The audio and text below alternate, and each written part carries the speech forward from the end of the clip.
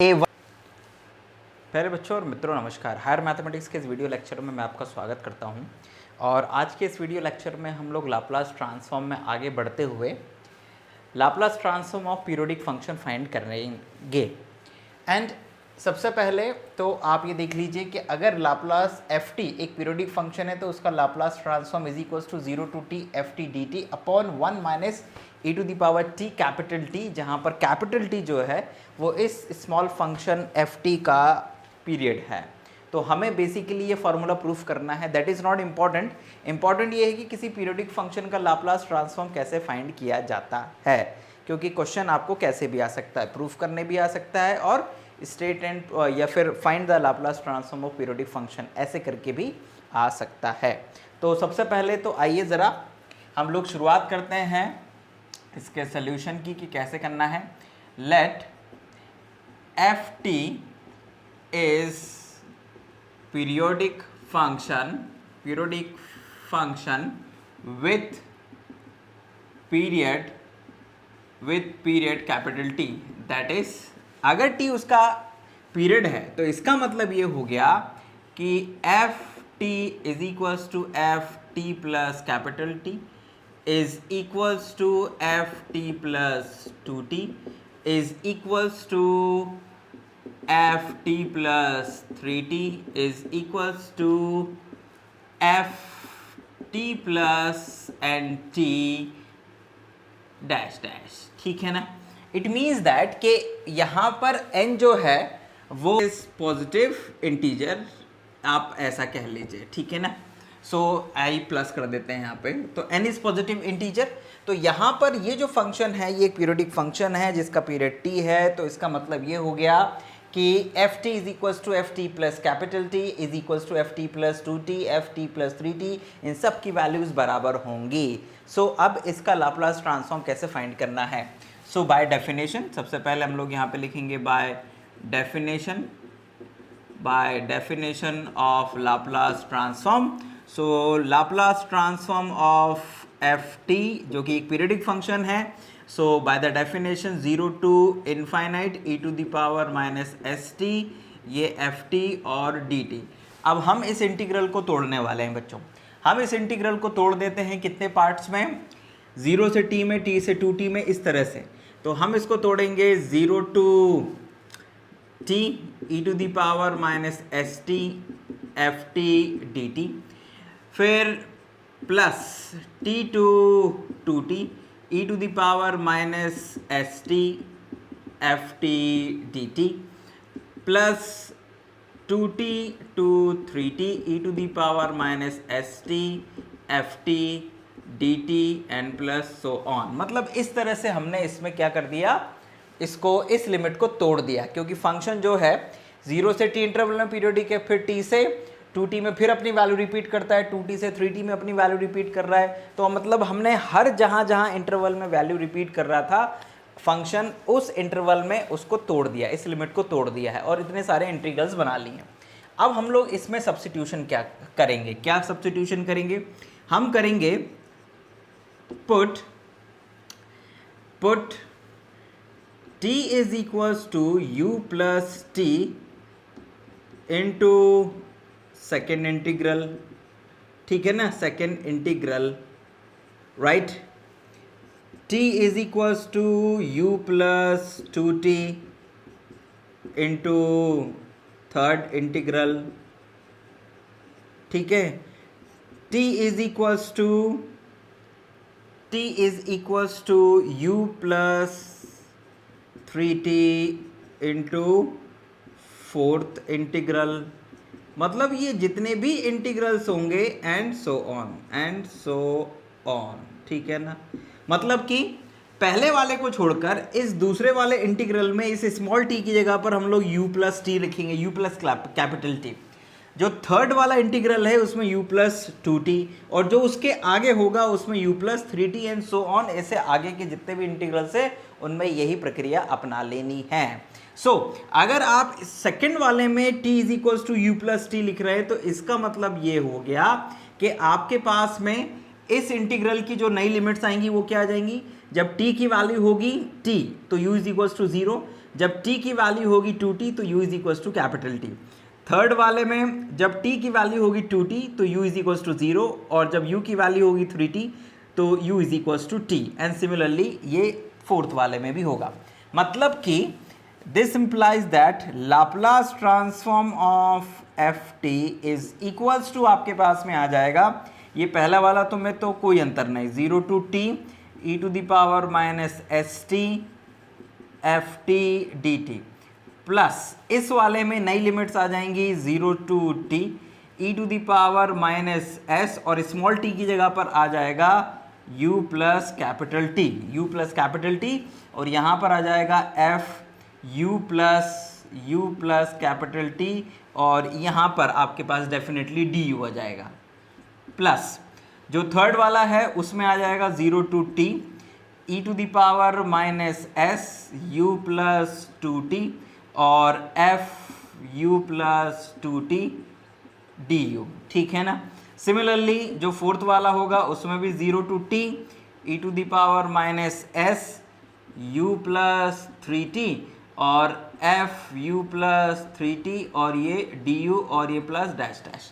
ये आपके सामने पिक्चर बन जाएगी जो आपने सब्स्टिट्यूशन किया उसके बाद में। अब ज़रा ध्यान दीजिएगा, this is equals to 0 to t e to the power minus S T F T और ये डी टी, प्लस इसमें अगर आप ध्यान दें तो इंटीग्रेशन है u के रिस्पेक्ट में, तो ये e to the power minus S T जो है ये किसी काम का नहीं है अंदर रहते हुए, तो आप इसको बाहर निकाल दीजिए तो आपको मिल जाएगा e to the power minus S, ये t माइनस एस और t कैपिटल T है लेकिन ध्यान रखिएगा ये 0 to t as it is e to the power minus S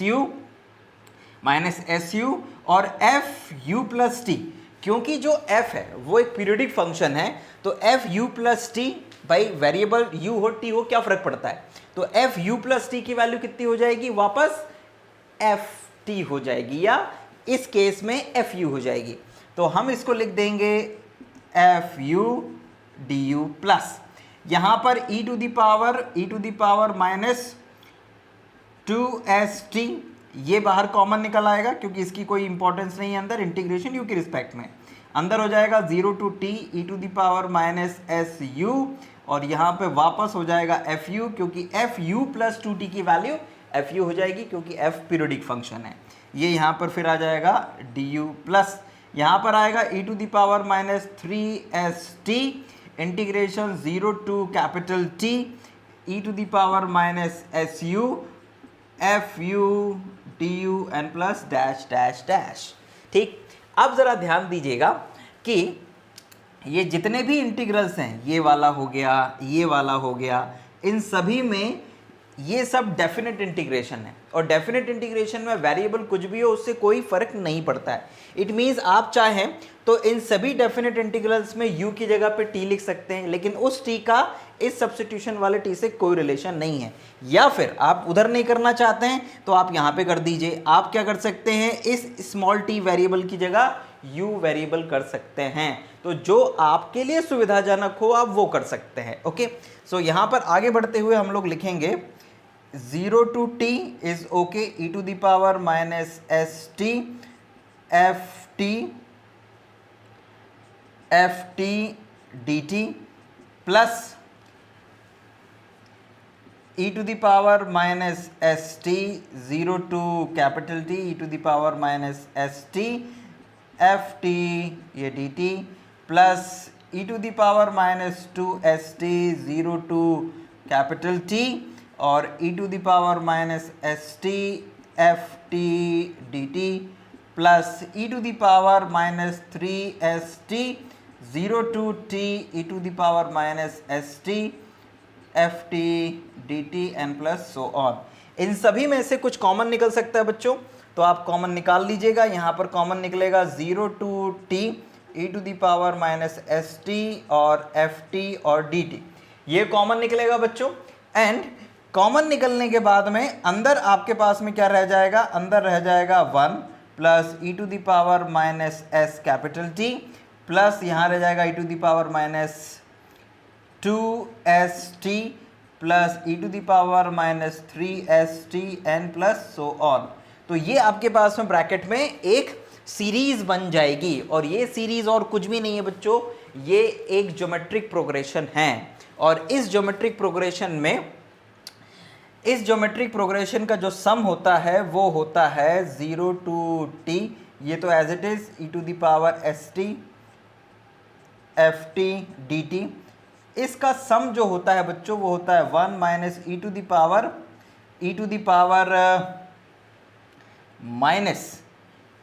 power minus st minus s capital T और rest to the power minus 1। ये होता है इसका सम। क्योंकि आप लोगों को अगर याद हो, आप लोगों ने 11th-12th में पढ़ा था कि 1 plus r square plus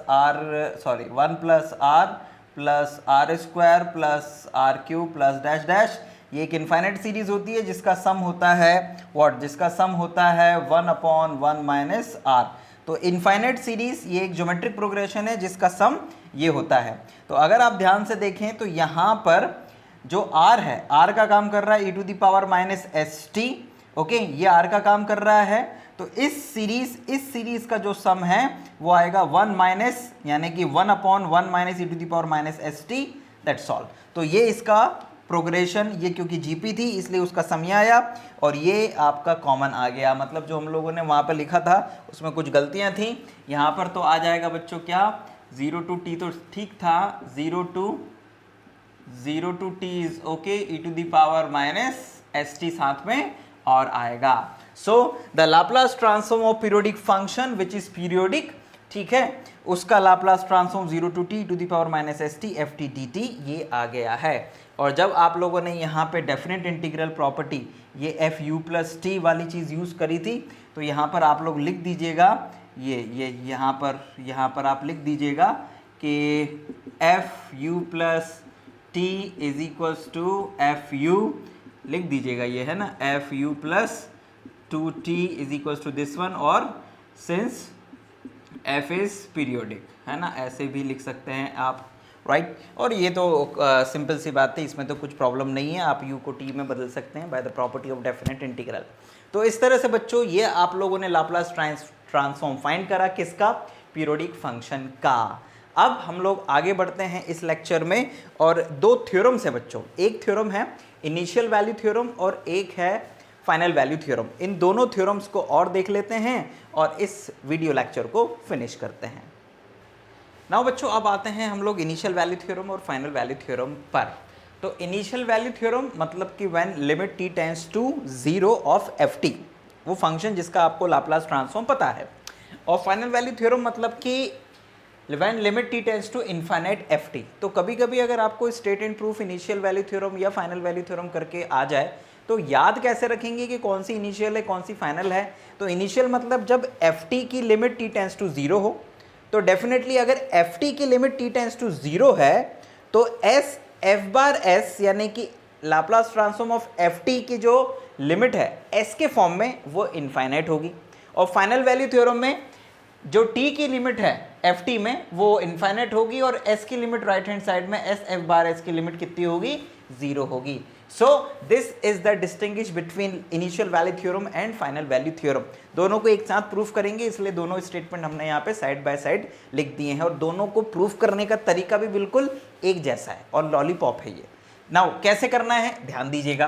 so इसके प्रूफ के लिए कुछ नहीं करना है बच्चों, आप सबसे पहले लिखिएगा वी नो दैट, आप जानते हैं या हम जानते हैं, क्या जानते हैं, Laplace transform of f dash t is equals to, भाई ये s f बार s की जरूरत कहाँ पड़ती है, या आता कहाँ पर है, ये आता है s f bar s minus f0। Laplace transform of derivative property में आपने ये पढ़ा है कि Laplace transform of f dash t is equals to होता है s f bar s minus f0, ठीक है ना। अब जरा ध्यान दीजिएगा कि ये तो हो गई डेफिनेशन। अब लुक एट दैट, इस डेफिनेशन में एस एफ बार एस आपको ये दिख रहा है, यहाँ पर इसकी लिमिट कितनी दिख रही है, यहाँ पर इसकी लिमिट दिख रही है एस टेंडिंग टू इनफाइनाइट। तो दोनों और लिमिट ले लीजिए, क्या, taking limit s tends to infinite both side, भाई दोनों ओर लिमिट ले लीजिए।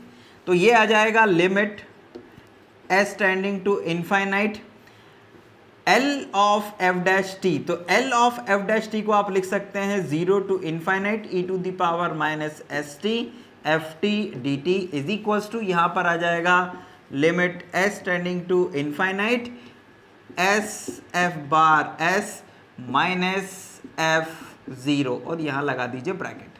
ठीक, तो ये आप लोगों ने दोनों और limit S tending to infinite लिख दिया। ध्यान दीजिएगा कि आपने Laplace transform of F dash T को उसकी जो मेन डेफिनेशन है उसके फॉर्म में लिख दिया है। अब लुक, यहां पर s टेंस टू इनफाइनाइट का मतलब इस लिमिट में या इस इंटीग्रल में है क्या? इसमें यहां पर मतलब है s को इनफाइनाइट पर लेके जाना। बाकी ये तो फंक्शन ऑफ t है, लिमिट और क्या कहते हैं इंटीग्रल की लिमिट भी t है, इसलिए यहां पर कोई दिक्कत नहीं जाएगी, इसमें केवल s पर लिमिट अप्लाई होगी। So this implies that integration 0 to infinite limit s tending to infinite e to the power minus S T, ये ब्रैकेट, ये एफ टी और ये D T is equals to, यहाँ पर फिर limit s tending to infinite, this is s, यहाँ पर आ जाएगा f बार s, और ये f0 कांस्टेंट वैल्यू है इसलिए इसके ऊपर लिमिट का कोई असर नहीं पड़ेगा, इसको आप f0 लिख दीजिए। Now when s tending to infinite तो e to the power minus S t, s की वैल्यू जब इनफाइनाइट होगी तो e की power minus infinite and this is 0, so this implies that 0 to infinite 0 f t dt is equals to limit s tending to infinite s f bar s minus f0। अब क्योंकि 0 का multiply हो जाएगा सभी में तो ये 0 हो जाएगा खत्म, यानी आपके पास आ गया दिस वन। इसको आप एक काम करिए, इसको लिख दीजिए limit s tending to infinite s f bar s is equals to what is that, this is f0, इसको दूसरी तरफ लेके जाइए f0, और f0 को आप लिख सकते हैं limit t tending to 0 of ft। तो जो आपको प्रूफ करना था इनिशियल वैल्यू थ्योरम में, limit ft limit t tends to 0 of ft is equals to this one, वो आपके पास आज इजीली आ गया है। और आपने ये किया किससे? ये आप लोगों ने किया डेरिवेटिव प्रॉपर्टी से, और दोनों में ही आपको यही चीज़ करना है बेसिकली। तो दिस वन आई थिंक आपको समझ में आया होगा। ये Laplace transform of derivative property से आपने लिखा। जो आपको एस एफ एस की लिमिट चाहिए थी, एस एफ एस की लिमिट चाहिए थी, वो आपने दोनों और ले ली। नाउ लेफ्ट हैंड साइड में जो मेन डेफिनेशन थी वो एक इंटीग्रल के फॉर्म में थी, उसमें s केवल इस e to the power s t पर काम करेगी ये लिमिट, तो आपने ये लिमिट इसके ऊपर अप्लाई कर दी, इसकी वैल्यू 0 हो जाएगी। एंड देन इसके बाद में जैसे ये चीज़ 0 होगी तो आप क्या कर देंगे, इसको उठाकर, इस f0 को उठाकर इस तरफ लेके चले जाएंगे। समझ में आया कि नहीं आया? चाहो तो आप यहाँ पर लिख देना, because limit s tending to infinite e to the power minus S t is equals to 0, ये आपका 0 हो जाएगा। ठीक है ना? अब आते हैं फाइनल वैल्यू थ्योरम पर, और वो भी बिल्कुल इसी तरह से प्रूफ होगी। यहाँ पर आपने s टेंडिंग टू इनफाइनाइट लिया था, यहाँ पर s टेंडिंग टू 0 लेना है। तो आइए, तो प्रूफ जब इसका करेंगे तो आप यहाँ पे लिखेंगे बाय, या we know that, we know by derivative property, derivative property. So we know by derivative property क्या जानते हैं आप, कि Laplace transform of F dash t is equals to s F bar S minus F zero. अच्छा, ये एफ बार एस समझते हो ना, it is Laplace transform of F t, है ना? वैसे ऊपर लिख दिया था, कोई दिक्कत नहीं है। So now taking limit, taking limit t tending to what, no sorry, t tending to नहीं, s tending to 0 both side, तो दोनों और s टेंडिंग टू 0 लिमिट ले लीजिए। तो यहाँ पर लिमिट s टेंडिंग टू 0, आप इसकी मेन डेफिनेशन लिख देंगे तो ये आ जाएगा 0 to infinite e to the power minus S T, ये एफ टी और ये D T is equals to limit s tending to 0, ये bracket s f bar s minus f0। ठीक है, ये आ गया। अब ये जो लिमिट है ये केवल इसके ऊपर अप्लाई होगी। So this is 0 to infinite e to the power, this is limit s tending to 0 e to the power minus S T F T D T is equals to limit S tending to 0 s F bar s, ये तो constant है इसलिए इसके ऊपर limit का कोई असर नहीं होगा। नाउ जैसे ही आप एस टेंडिंग टू 0 करेंगे तो e टू दी पावर 0 हो जाएगा ये, और इसकी वैल्यू 1, तो इसका मतलब ये आ जाएगा 0 to infinite f T D T is equals to limit S tending to 0 s F bar S minus f 0। ठीक है, नाउ बच्चों अब इसको आगे इंटीग्रेट करते हैं। इस वाले टर्म को इंटीग्रेट करेंगे विद रिस्पेक्ट टू टी और इसमें लिमिट अप्लाई करेंगे। ओके, बट यहाँ पर एक गलती मुझे पकड़ में आई है। गलती ये है कि Laplace transform of F dash T है, तो इसका मतलब ये हो गया कि यहाँ पर भी एफ डैश टी होना चाहिए था, यहाँ पर भी एफ डैश टी और यहाँ पर भी एफ डैश टी होना चाहिए था। ठीक, तभी तो आंसर आएगा। और एक गलती यहाँ पर भी हो रही है भाई, यहाँ पर Laplace transform of F dash T था तो यहाँ पर भी एफ डैश आना चाहिए, यहाँ पर भी एफ डैश आना चाहिए, यहाँ पर भी एफ डैश, भले ये 0 हो गया हो लेकिन एफ डैश टी आना चाहिए यहाँ पर। सो इस गलती को आप सही कर लीजिएगा, और इसके लिए I am very very sorry कि ये जल्दबाजी में गलती हुई कि उस एफ डैश टी को हमने एफ टी समझ के काम किया। नाउ अब इस एफ डैश टी को जब आप इंटीग्रेट करेंगे तो एफ डैश टी का इंटीग्रेशन एफ टी हो जाएगा, तो दिस इज एफ टी और लिमिट आ जाएगी 0 to infinite. This is equals to limit S tending to infinite, not s tending to infinite, s tending to 0 s F bar S minus f 0। Now upper limit जब आप इसके ऊपर apply करेंगे तो हमें नहीं पता है कि एफ टी इनफाइनाइट पे कैसे बिहेव कर रहा है, तो हम उसको लिमिट के फॉर्म में लिख सकते हैं, limit t tending to infinite f T minus t की जगह 0 लिखेंगे तो दिस बिकम f0, तो यहाँ पर आप लिख दीजिए f0 is equals to limit s tending to infinite, not infinite, 0 s f bar s minus f0। इस f0 से इस f0 को काट दीजिए और फिर जो रिजल्ट आपको चाहिए वो आपके सामने आ गया है कि limit t tending to infinite f T is equals to limit s tending to 0 s f bar s। तो इस तरह से बच्चों आप लोगों ने क्या किया, इनिशियल वैल्यू थ्योरम और फाइनल वैल्यू थ्योरम को प्रूव करा, और इसको प्रूव करने में आपने derivative property of Laplace transform को यूज़ किया है। फिर उसके बाद बारी बारी से आपने लिमिट्स लिया और सिंपल से कैलकुलेशन किया, तो दोनों ही थ्योरम आसानी से प्रूफ हो जाती हैं। सो आई होप कि ये जो इनिशियल वैल्यू थ्योरम और फाइनल वैल्यू थ्योरम है दोनों आपको समझ में आई होंगी।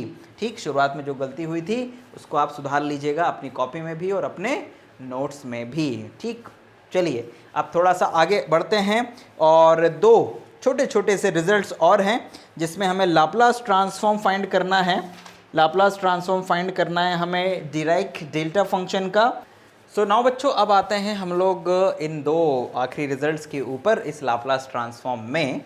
हम लोगों को लाप्लास ट्रांसफॉर्म फाइंड करना है सबसे पहले हेविसाइड यूनिट स्टेप फंक्शन का और डिराक डेल्टा फंक्शन का। So find the Laplace transform of F T minus a where f T minus A is Heaviside unit step function. और नाम जैसे दिखने में भारी भरकम है, फंक्शन उतना ही हल्का है। तो मेन एक्चुअल में प्रॉब्लम बच्चों को जाती है जब ये बाय नेम आ जाता है। अगर डेफिनेशन दी जाएगी तो बहुत आसान है, लेकिन बाय नेम अगर होता है तो आपको डेफिनेशन पता होना चाहिए कि एफ टी माइनस ए को डिफाइन कैसे करते हैं as a unit step function या Heaviside unit step function. So Heaviside unit step function, तो आप यहाँ पे लिखिएगा by definition of Heaviside unit step function.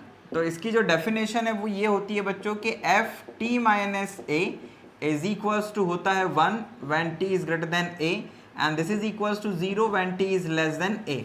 तो ये तो है बच्चों डेफिनेशन, कितनी लॉलीपॉप टाइप की डेफिनेशन है। तो बेसिकली आपको इस फंक्शन का लाप्लास ट्रांसफॉर्म फाइंड करना है जिसकी डेफिनेशन ये है। तो t is equals to T is greater than A के लिए ये 1 है और t is less than A के लिए ये 0 है। So by definition of Laplace transform of f t minus a is equals to, जो डेफिनेशन है 0 to infinite e to the power minus st f t minus a dt. This is the definition. लेकिन आप यहाँ पे क्या use करोगे, उसके लिए आपको t की जो लिमिट्स हैं वो तोड़नी पड़ेगी। a से 0 से a और फिर a से इन्फाइनाइट। सो जब आप इस लिमिट को तोड़ोगे, this is 0 to a e to the power minus S T F T minus a dt and then plus a to infinite e to the power minus S T F T minus a dt। तो ज़रा ध्यान देना, जब t की value a से बड़ी होती है तो ये है t की वैल्यू a से बड़ी, राइट यहाँ पर a से इन्फाइनाइट है मतलब t a से बड़ा है, और यहाँ पे 0 से a मतलब t की जो वैल्यू वो 0 और a के बीच में है, मतलब a से छोटी है। सो इट मीन्स दैट कि ये जो इंटीग्रल है इसमें इस फंक्शन की वैल्यू 0 हो जाएगी और यहाँ पर इस फंक्शन की वैल्यू 1 हो जाएगी। So this is equals to 0 plus a to infinite e to the power minus S t into 1 और ये dt हो जाएगा। और जब आप इसका लाप्लास ट्रांसफॉर्म फाइंड करेंगे तो e to the power minus S T upon minus S, limit आ जाएगी a से इन्फाइनाइट। सो ये माइनस 1 अपॉन एस को तो बाहर कर दो, जब अपर लिमिट सब्स्टिट्यूट करोगे t की जगह पर तो e to the power minus infinite 0 हो जाएगा, और माइनस जब a सब्स्टिट्यूट करोगे तो it is e to the power minus as, ठीक है ना, इसका अंदर मल्टीप्लाई कर दो। So this is equals to e to the power minus as upon s। So this is the Laplace transform of unit Heaviside unit step function. जितना भारी नाम उतना हल्का आंसर। क्लियर? मेन है डेफिनेशन पता होना चाहिए। और उसी तरह का एक और फंक्शन है डिराक डेल्टा फंक्शन। तो इस डिराक डेल्टा फंक्शन की जो डेफिनेशन है वो भी बिल्कुल इस हेविसाइड यूनिट स्टेप फंक्शन की तरह ही है। तो इसकी डेफिनेशन क्या है? Find the Laplace transform of f epsilon t where f epsilon t is Dirac delta function. तो आप यहाँ पे लिखेंगे सबसे पहले by definition of Dirac delta function.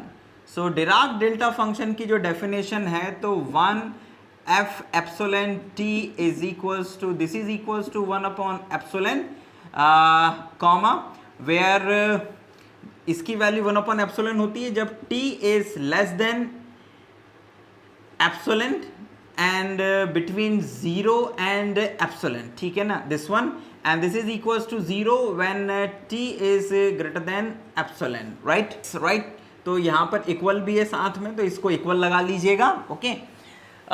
तो this is the definition of Dirac delta function. Main है कि ये डेफिनेशन आपको याद रहे कि f epsilon t is equals to 1 upon epsilon when t lies between 0 to epsilon and 0, इसकी value 0 when T is greater than epsilon. यहाँ पे कभी 1 अपॉन एप्सिलॉन होगा तो यहाँ केवल एप्सिलॉन हो जाएगा, और यहाँ 0 से 1 अपॉन एप्सिलॉन हो जाएगा, और यहाँ पर t is greater then 1 upon epsilon. तो जो भी यहाँ होगा उसके अकॉर्डिंग यहाँ पर भी चेंजेस आ जाएंगे, और फिर जब हम लाप्लास ट्रांसफॉर्म फाइंड करेंगे तो हम इसके अकॉर्डिंग फाइंड करेंगे कि यहाँ पर t की लिमिट्स क्या हैं, okay. So by definition of Laplace transform, अगर आपको इसका लाप्लास ट्रांसफॉर्म फाइंड करना है तो बाय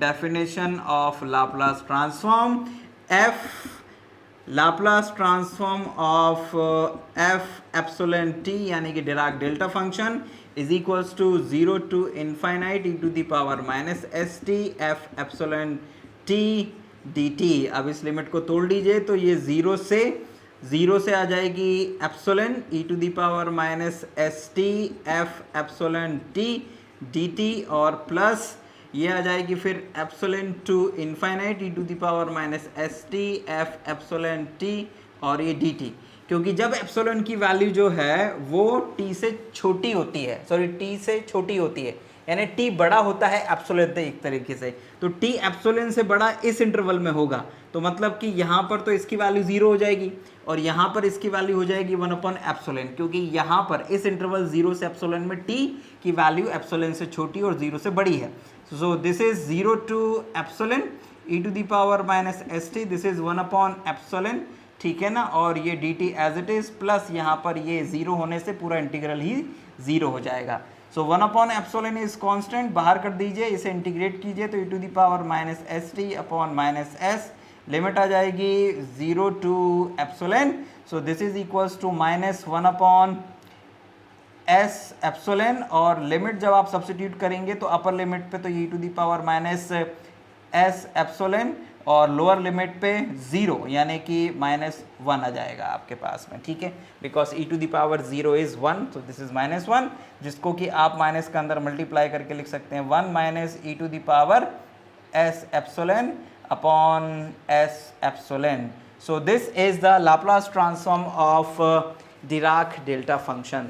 सो आई होप बच्चों कि ये जो डिराक डेल्टा फंक्शन और Heaviside unit step function का लाप्लास ट्रांसफॉर्म हम लोगों ने फाइंड करा, ये आपको स्पष्ट रूप से और क्लियरली अच्छे से समझ में आया होगा, क्योंकि इसमें ज़्यादा कुछ दम है नहीं है. मेन है कि आपको डिराक डेल्टा फंक्शन की डेफिनेशन पता होना चाहिए कि how it is defined, and आपको unit step function, Heaviside unit step function की डेफिनेशन पता होना चाहिए. बाकी जो लाप्लास ट्रांसफॉर्म है उसके लिए कोई फॉर्मूला इस्तेमाल नहीं होगा, बल्कि उसमें main definition of Laplace transform जो इंटीग्रल वाली डेफिनेशन है वो यूज़ होगी. सो आई होप कि ये आपको समझ में आया होगा. अब हम अपने आने वाले लेक्चर में शुरू करेंगे लाप्लास इनवर्स ट्रांसफॉर्मेशन. तब तक के लिए हमें आज्ञा दीजिए, हमारे साथ बने रहिए. कोई क्वेरी आती है तो आप ईमेल के माध्यम से पूछ सकते हैं. बहुत बहुत धन्यवाद. जय हिंद, वंदे मातरम.